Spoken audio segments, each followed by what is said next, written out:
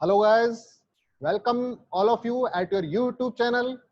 If you are new or did not subscribe the channel yet, subscribe it and press the bell icon to get our videos first. Watch the video till end and comment in the comment section and share this video to all the children for getting the benefits. Let's guys start the today's topic.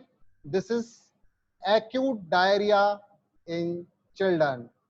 This is very important topic having importance in the community as well as you in point of view your examination, MBBS, in MD and all kind of the competitive examination.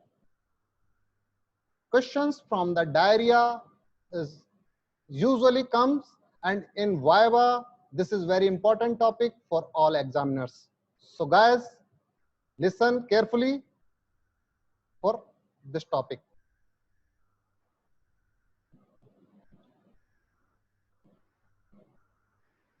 So today we will cover introduction of the diarrhea, definition of the diarrhea, causes of the diarrhea, etiopathogenesis, clinical features and its complications, diagnosis, evaluation of the dehydration, treatment of the diarrhea, and what kind of the prevention we can take to prevent the diarrhea. So guys, diarrhea is the globally health problem and is second leading cause of the morbidity and mortality after the pneumonia among children under the 5 year of age group. Globally, around 1.7 billion cases of the diarrheal disease every year found. And for children aged under the 5 year of age group, a median of 3 episodes of the diarrhea occurred per child per year. And diarrhea accounts 8% of all under 5 mortality deaths and a loss of more than 7 lakhs children per year. And only 39% of the children with the diarrhea in the developing countries receiving the recommended treatment. So guys, this is very important thing. You should give the proper treatment for the diarrhea. And in India, about 9.1% of the death in under 5 age group of the due to the diarrhea. Guys, fortunately, in last decades, death due to the diarrhea is decreasing in trend. And if you see these data from 2014 to 2016, the death due to the diarrhea decreased from 13% to 9%. That is very important due to the increased sanitation programs and increase the quality of life. So the term diarrhea is taken from the Greek word that means flow through, and the normal frequency and consistency of the bowel movement varies with the child's age and the diet. So the definition of the diarrhea varies accordingly. WHO says that diarrhea is defined as the 3 or more loose or liquid stools per day. While there are different definitions, is defined as excessive loss of the fluid and electrolyte in the stool, and is better definition is infant having stool output is more than 10 ml per kg per day, or in case of the older children this is more than 200 gram per day. While Nelson says, which is very best definition, is when there is an increase in frequency and change in consistency in view of the volume or liquidity of the stool relative to the usual habit of the each individual. So guys, this definition is very important and usually asked in your Viva examination. So keep in your mind, if there is increase in frequency or change in consistency in view of the volume or liquidity of the stool relative to the usual habit of the each individual. So what is not a diarrhea? Patient is passing frequently stool, but if this is formed, it is not a diarrhea. A patient, newborn or breastfeed child is passing pasty stool after the feeding, this is not a diarrhea, this is gastrocolic reflex. If the stool after feeding, this is again gastrocolic reflex. And a small volume of the frequent stool in case of the irritant bowel syndrome is a pseudo diarrhea. So diarrhea is classified according to the duration, according to the pathogen, and on the basis of site of pathology, and according to the mechanism of diarrhea, and according to the clinical types. So let's one by one. This is on the basis of duration acute diarrhea, which is today's topic. If there is duration of the diarrhea is more than 2 weeks or more than 14 days is called as acute diarrhea. While if there is, one by one, if duration of diarrhea is less than 2 weeks or less than 14 days is called as acute diarrhea. This is our today's topic. And if the duration of the diarrhea is more than 2 weeks or more than 14 days is called as chronic diarrhea or persistent diarrhea. And according to the pathogens, there may be infective diarrhea or that may be non-infective diarrhea. And on the basis of the pathology, there may be a small bowel diarrhea or there may be large bowel diarrhea as acute dysentery, acute colitis or invasive diarrhea. Now come to the mechanism of the diarrhea. Is that secretory diarrhea? Is there osmotic diarrhea? Or is there any increased motility or is there in decreased motility or decreased surface area of the osmotic motility or in case of the mucosal invasion? So in case of the secretory diarrhea, there is decreased absorption, is there increased secretion or change in the electrolyte transport. Or in case of the osmotic diarrhea, there may be maldigestion or transport of the defect, ingestion of the unabsorbable solutes. Increased motility, there may be defect in the decreased transient time, or in case of the decreased motility, there is defect in the neuromuscular units or status. Or due to this, there will be bacterial overgrowth. Due to the decreased surface area, there will be decreased functional capacity of the intestine. If there is mucosal invasion, there will be decreased inflammation or decreased colonic reabsorption or increased motility of the intestine. So guys, come to the persistent diarrhea. This is an episodic of diarrhea which is presumed infectious etiology and start acutely but last for more than 14 days. And WHO says you should exclude the chronic or recurrent diarrheal disorder such as tropical sprue, gluten sensitive enteropathy and other hereditary disorders. So etiology of diarrhea is different for the acute and different for the chronic diarrhea. 90% of the acute diarrhea is due to the infective causes and less than 10% is due to the non-infective causes, which is antibiotic uses, food allergies, food poisoning or other causes. While chronic diarrhea is due to the dietary factors, celiac disorders, inflammatory bowel diseases, infective causes and other causes.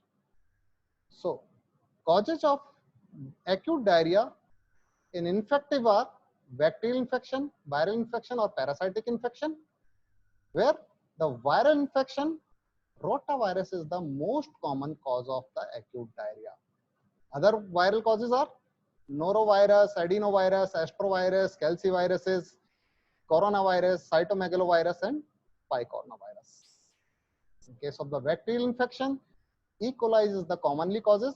Others are Shigella, Vibrio cholerae, Salmonella, Campylobacter, Aeromonas species, Bacillus cereus, Clostridium difficile, Staphylococcus, Vibrio parahemolyticus, Yersinia enterocolica, Pseudomonas.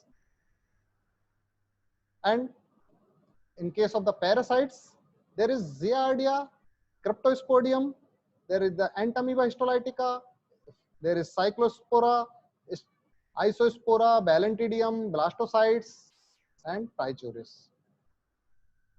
Non-infectious causes of the diarrhea are due to the malabsorption, there is the cystic fibrosis or celiac disorders. due to the food intolerance or allergy. There is lactose intolerance, sucrose intolerance, or cow milk protein allergy. In case of the drug-induced diarrhea, there is the antibiotic-induced diarrhea. Inflammatory causes are the ulcerative colitis or Crohn's disease.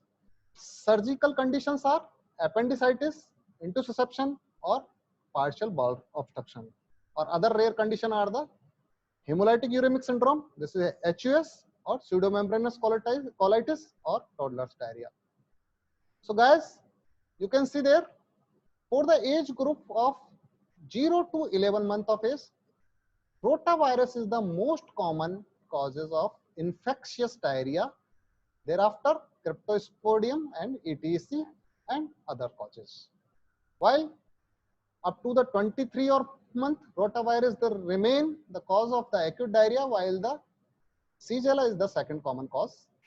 Thereafter, cryptosporidium, ETC, Aeromonas, norovirus, and Vibrio cholerae. While up to the 5 year of age, Shigella is the most common infectious causes of the diarrhea. Rotavirus the second common cause, and others are the ETC, Vibrio cholerae, Aeromonas, Saprovirus or Entaminoma histolytica, norovirus, Salmonella, and Cryptosporidium. So, what are the risk factors for the acute diarrhea? If there is poor sanitization, if there is poor personal hygiene, if non-availability of the safe drinking water, unsafe food preparation or practices, lack of exclusive or predominant breastfeeding, is there malnutrition, if there infection due to the measles or other viruses, hyperchlorhydria or achlorhydria, selective IgA deficiency or immunodeficiency or HIV. So mode of the transmission of the diarrhea is most commonly is fecal route, which is due to the waterborne, or there may be foodborne or direct transmission, or due to the finger fomites or dirt. So guys, a child of the diarrhea to be assessed started from the history taking. Ask the mother or caretaker about the firstly duration of the diarrhea to find out the acute or persistent or chronic diarrhea. And thereafter, if there is presence in the stool, blood in the stool, is dysentery, number and watery stools per day, how much number of the episode of the vomiting if associated with the diarrhea, if there is fever or cough along with the diarrhea, if there is other important problem like the convulsion or recent measles is there, if there is any feeding practices illness, if there is type of amount of fluid which is taking the child to be taken history, and food which is taking the child before the illness or during the illness, or any drugs or remedies is taking, or history of immunization. After the taking history, you should examine physically in view of the general physical examination. Hydration status of the patient is very important, and systemic examination if there is any extraintestinal manifestation to be examined. So hydration is very important. A patient of the diarrhea is examined for the dehydration. There is important points are general condition or mental status of the child. If patient is eagerly thirsted, or eyes are shrunken, tears are present or absent, or mucous membrane. These 5 red points are very important. Along with extremities are warm or cold, if capillary refilling time is normal or increased, skin turgor is normal or increased, breathing, having hypercapnia, or heart rate is tachypnea, tachycardia, blood pressure is increase or decrease, pulse quality is feeble or threaded, eyes is shrunken, tear is present or absent, mucous membrane is dry or patchy or normal or parchment like, or anterior fontanelle is shrunken, or urinary output in view of the newborn. It is very important tool to evaluate the dehydration. So in this child, you can see these are important points are shrunken fontanelle, shrunken eyes and cheeks, skin turgor is very important, dry mouth and tongue, or tears. So WHO classified the dehydration as if there is no dehydration, if there is some dehydration, or severe dehydration. So no dehydration is says where the loss of body fluid is less than 3%. If there is loss of body fluid is 3 to 9%, is called as some dehydration. If more than 9% loss is severe dehydration. So one by one, we know about it. The 5 point is again keep in your mind: mental status, thirst, eyes, tear, and mucous membrane. If having the features out of these 5, 2 is present, it's called as some dehydration or severe dehydration. So mental status is normally patient is well or alert. In case of some dehydration, child is fatigued, restless, or irritable. In case of severe dehydration, child is apathic, lethargic, or unconscious. In thirst, normal patient having slightly increased or refusing the fluid, thirsty, while in some dehydration, thirst is increased or eager to drink. In case of severe dehydration, patient initially is very thirsty, thereafter lethargic, that indicate severe dehydration. Heart rate in case of no dehydration is normal, while in case of the some dehydration, it's normal to increase, or in case of severe dehydration, initially tachycardia, later on it comes to bradycardia in case of the severe dehydration.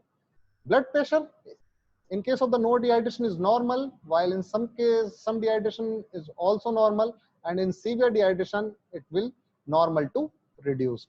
Pulse qualities in case of the no dehydration is normal, some dehydration it reduced, or in case of the severe dehydration pulse is weak or thready. Breathing is usually normal in case of the no dehydration, while tachypnea are normal in case of the some dehydration, deep Kussmaul breathing in case of the severe dehydration. Eyes are normal in case of the no dehydration, while in some dehydration eyes are slightly sunken, while in case of the severe dehydration deeply sunken orbits or eyes are present. Tears are present in case of the no dehydration, while in case of the some dehydration it decrease, and severe dehydration tears are absent. In mucous membrane, in no dehydration is no moist, while in some dehydration is dry, and in severe cases it parched mucous membrane. Anterior fontanelle in infants is usually normal in no dehydration, while slight sunken in case of some dehydration and deeply sunken in severe dehydration. Skin turgor after pinching the abdominal skin instantly recoil in case of the no dehydration, while recoil in less than 2 seconds in case of some dehydration, while taking more than 2 seconds in case of the severe dehydration. Capillary refilling time is usually normal in case of the no dehydration, while it take prolonged up to 2 seconds in case of some dehydration, or in severe dehydration is take more than 2 seconds. Extremities are usually warm in case of no dehydration, while cool in case of the some dehydration, or in severe dehydration is cold, motile, or cyanotic. Urinary output is important and may be only tool in newborn is normal or decrease in case of no dehydration, while decrease less than 1 ml per kg per hour in case of the some dehydration, or urine output is minimal or absent is less than 0.5 ml per kg per hour in case of severe dehydration. So these are very important points to be keep in your mind. And mental status, thirst, eyes, tears, and mucous membrane again important. If a patient comes to you of acute diarrhea along with these signs: tachycardia, is there any hypotension, or patient is lethargy with severe dehydration, having blood in the stool, is there any bilious vomiting, or extremely abdominal tenderness or distension, patchy or pallor, you should take particular concern and should admit the child and treat vigorously. So guys, now come to the management of acute diarrhea. So if needed, investigation, lab investigation to be done along with rehydration therapy. So stool culture can be done for the Salmonella, Shigella, Yersinia, Campylobacter or the pathogenic E. coli if found. Rapid stool test can be done for inflammatory markers. Hematological tests for the infection. WBC count can be seen. CRP can be taken. Biochemical tests in the urea, nitrogen, RFTs, serum electrolytes, disturbances, serum bicarbonate, routine blood sugar, or sonography required. So what is the treatment of acute diarrhea? Again, I want to say rehydration is the mainstay of the treatment, and along with it, feeding with the zinc supplement and other specific treatment if required. So what are the plan of treatment? The rehydration to be done according to the WHO, there is 3 plan. For the no hydration is the plan A, for the some dehydration is the plan B, and for severe dehydration is plan C. In plan A, the diarrhea can be treated at home. Home remedies can be used.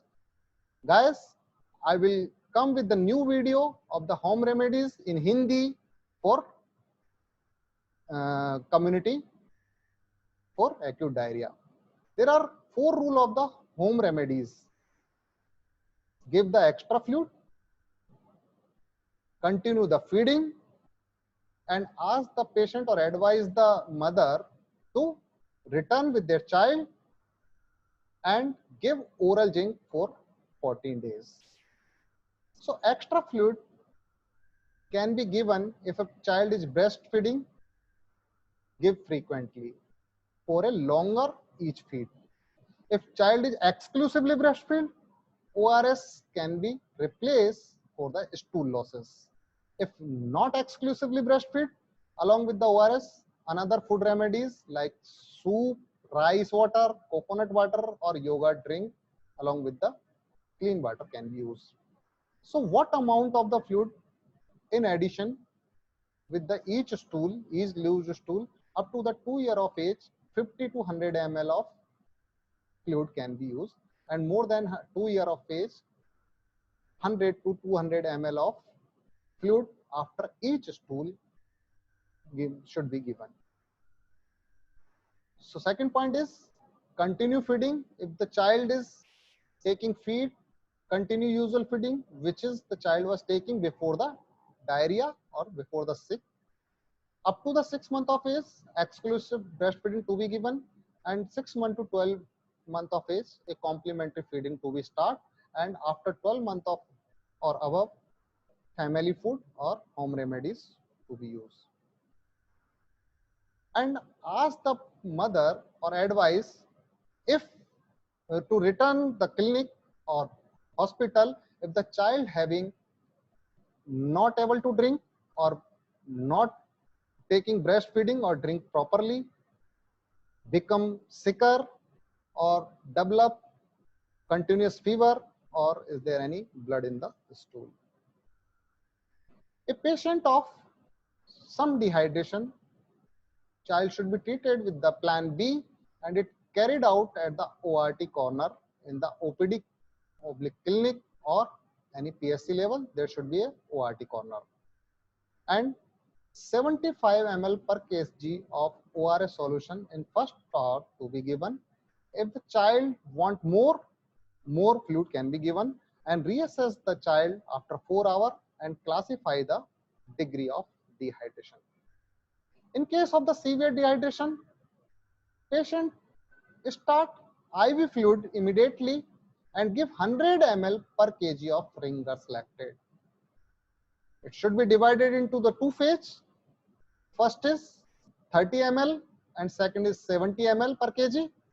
Under the 12 month of age or less than 8 kg child, it should be given 30 ml in 1 hour and 70 ml in rest 5 hours. And in case of more than 12 month of age or older child or more than 8 kg child, 30 ml per kg to be given within half hour and 70 ml per kg in rest 2.5 hours. So fluid therapy in the severe dehydration is very important. So IV cannula to be start. If not found, intraosseous route can be used, and RL along with the 5% dextran is the fluid of choice. If not available, half normal saline with 5% dextrose can be used, but you should not use 5% dextrose alone. It should be used at the rate of 30 ml per kg per hour for the first hour, and continue monitoring is required in each 5 to 10 minutes and assess after 1 hour. If there is no improvement or worsening of the sign or symptoms of the dehydration, patient should be considered as the case of septic shock or infection, antibiotic to be started. And if there is improvement, like the pulses are normal, faster capillary refilling time, or increase the blood pressure, consider the severe dehydration with the shock and repeat ringer lactate at the rate of 15 ml per kg over 1 hour, and switch to the ORS solution at the rate of 5 to 10 ml per kg per hour orally or by the nasogastric tube up to the 10 hour. So what are the indication of the intravenous therapy? If there is depressed level of the consciousness, patient having moderate dehydration when there is no improvement after the first 4 hours of the treatment with the ORS therapy. If there is severe dehydration, if there is uncontrolled vomiting or poor urine output, if patient having unable to drink from the extreme fatigue or stupor, or in case of coma, or patient having abdominal distension. The role of zinc is diarrhea is very important because the deficiency of the zinc is very common in developing countries due to the loss during the diarrhea. So zinc deficiency is associated with the impaired electrolyte and water reabsorption and decreased breast border enzyme activity and impaired cellular and humoral immunity. So treatment with the zinc reduce the duration and severity of the acute diarrhea and also reduce the frequency of the further episodes during the subsequent 2 to 3 months. WHO recommends that children from the developing countries with the diarrhea to be given zinc for 10 to 14 days. If child is less than 6 months, 10 milligram per day, or if child is more than 6 months, 20 milligram per day once a day. Probiotic also can be used in the treatment of diarrhea and having the mechanism why the protect the intestine by competing with the pathogens for the attachment to the intestine, and there is strengthening of the tight junction with the enterocyte, which again reduce the entry of the pathogens and enhancing the mucosal immune response to the pathogens. Supportive and specific treatment can be given if child having vomiting, ondansetron can or other antiemetic agent can be used. Antimotility medication is usually not indicated, and it may evolve expulsion defense mechanism can cause HUS in EHEC infection. Adsorbents and anti-secretory agent is usually not indicated, but in case of the secretory diarrhea, like in case of the cholera, there may be use. Probiotics is usually controversial in use, but Lactobacillus GG and Saccharomyces decrease the duration of the diarrhea and days of the hospital admission. Antibiotics is usually not recommended, but in case of the acute gastroenteritis or acute dysentery is recommendation. What are the complications of the diarrhea? Obviously, dehydration is the very important complication, and there may be some bacterial bowel infection, or there may be other infection, renal failure may be there, or hemolytic uremic syndrome is another. So guys, ORS is very important tool for rehydration therapy. So what is ORS?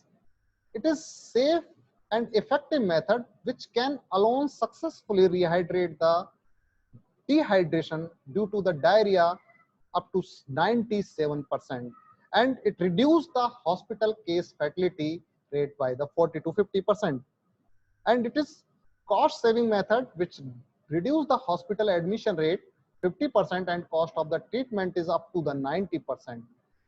But unfortunately, in developing countries and in developing states, ORS is very poorly used by the healthcare worker. What are the composition of the new ORS formulation? It is reduced osmolarity ORS, which is having sodium chloride 2.6 gram per liter, glucose 13.5 gram per liter, potassium chloride 1.5 gram per liter, and trisodium citrate dehydrate 2.9 gram per liter, and total volume of the fluid is 1 liter. In view of the osmolarity, low osmolarity solution comes after the standard ORS solution. The low osmolarity fluid is very important, having osmolarity of the 245 against the old ORS standard ORS solution 311. Having glucose 75 milliequivalent against the 111 in standard ORS solution.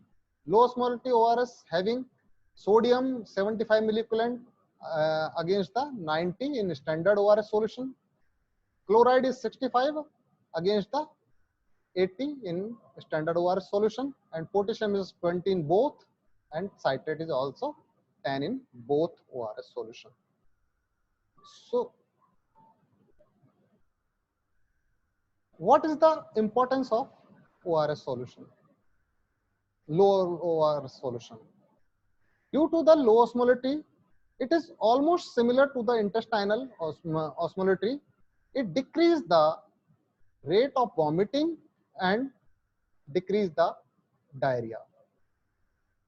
So what prevention remedies can be taken for the diarrhea, which is, yeah, keep your hands clean, boiling water can be used, wash fruits or vegetable or eating foods, refrigerate and cover the food, and eat well cooked food.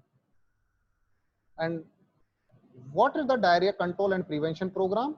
There is a treatment package of fluid replacement to prevent the dehydration along with the zinc treatment, and prevention is rotavirus or measles vaccination, promotion of the early and exclusive breastfeeding, vitamin A supplementation can be given, promotion of the hand washing with the soap or a sanitizer, improved drinking water quality, and community-wise sanitation is very important. So guys, this is all about acute diarrhea.